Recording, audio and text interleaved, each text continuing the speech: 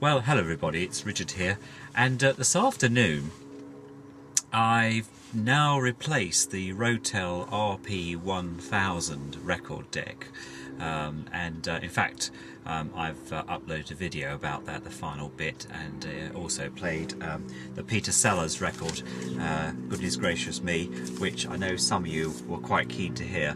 And in fact it was 1960 it came out, not 1964 or 5 as I said on the video, so apologies for those who've probably already told me that.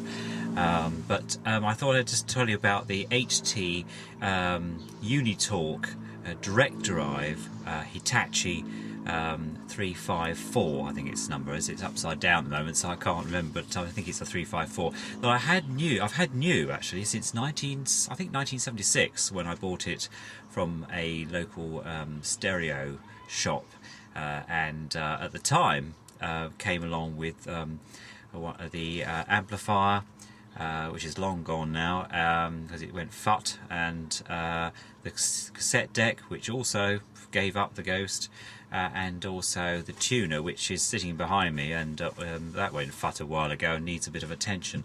I think the other things probably at the time, though I had an interest in antique audio, I don't think I was in the mood to actually sort of get into that type of thing and take the back off. I think I just chucked it away, which is a bit sad really when you think about it now, because now I'm buying stuff on eBay that doesn't work and repairing it. But there you go.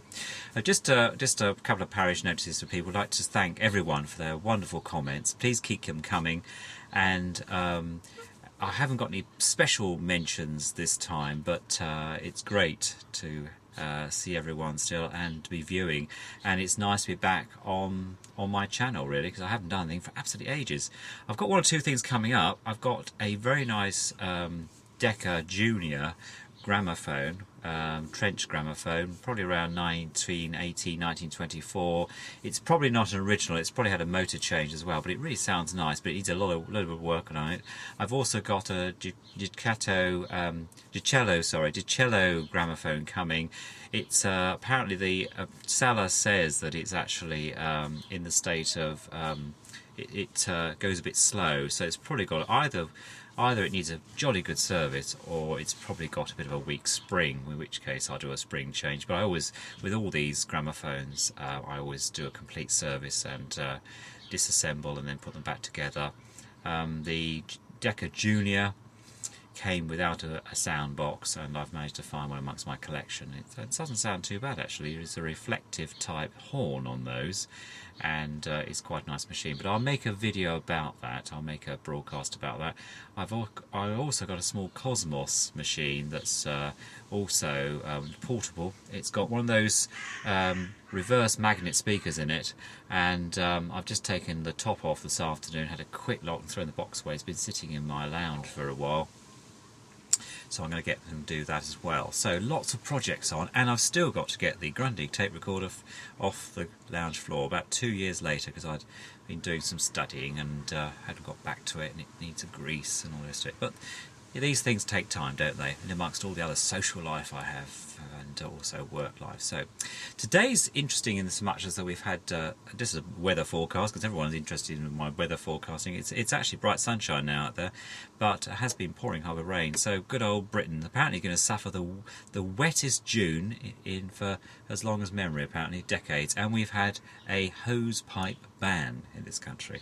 So those who don't know what a hose pipe ban is, it means you're not allowed to water your gardens with a hose pipe. Not what I ever do, because I've got plenty of grey water, and also you can't wash the car, so unless you use a bucket, which is what I do anyway, because that's the best way to do it, isn't it? And Mr. Ford likes it that way. Anyway, I waffle on before I get criticised for that one as well. I'm going to talk to you a little bit about this deck. I'm going to be pretty quick really, because it's been used as the main deck for when I first bought it back in the late 70s, early 80s, and then it went up the loft for a while, and then because I had other decks that I'd got hold of, and then it's come back, and then it's been upstairs, and I've had it in one of the bedrooms, and it's been sitting on the side, covered up, and it's used like a backup really. So for the main Panasonic stuff that I've now got in the in the office, which you know about because you saw a video about it. But I'm going to just walk you through some of the parts in this and tell you where the grease is, because it's been real gunk, the stuff under here, and some of my other decks are better than the one I bought originally with my own money. So anyway, have a look there. I'm just going to take Mr. Panasonic off his perch. So let's hope I don't push the wrong button. So there we go. Right, this is the underside of the HT354, a direct drive, should I say. It's interesting because the base of this, the piece, the bottom of it, if you like, or the piece that you screw under to protect all the kit, actually forms part of the securing parts for the some of the works. For example, there's a nut that goes in there and there. So if you're not conversant, you have to be very careful. I tend to use, just to save the underside or the main side, I use a box that's just at the right size. You can see there, just so you can put the tone arm in, and it all fits in there nicely. That gives you a nice firm working surface, and also I'll use plenty of light. As you can see here from my angle poise, I use a couple of angle poise so you can really get to see what you're doing. Now, interesting bits, plenty of plastic as you'd expect, but quite high quality. This is the main circuit board here. All these bits arranged for the strobe light and the control system, so I'm not going to touch any of that because that's working perfectly well. In fact, the rest is all working perfectly well.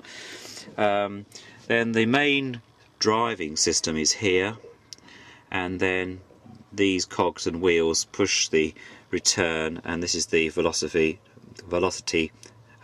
return here, and it follows a tracking system round here. This is all full of black gunk, so I'm going to re-grease that. There's like this little bit here, like a wand as I call it, passes through these two pieces here, which then when you want to eject halfway through, it pushes against this piece here, and the whole thing lifts off, literally.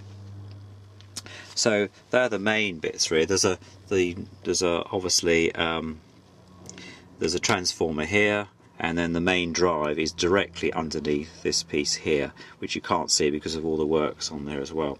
So it's well put together, and it comes with about 8 screws. So these are the screws here, screws in 1, 2, 3, 4, 5, so it goes all the way around.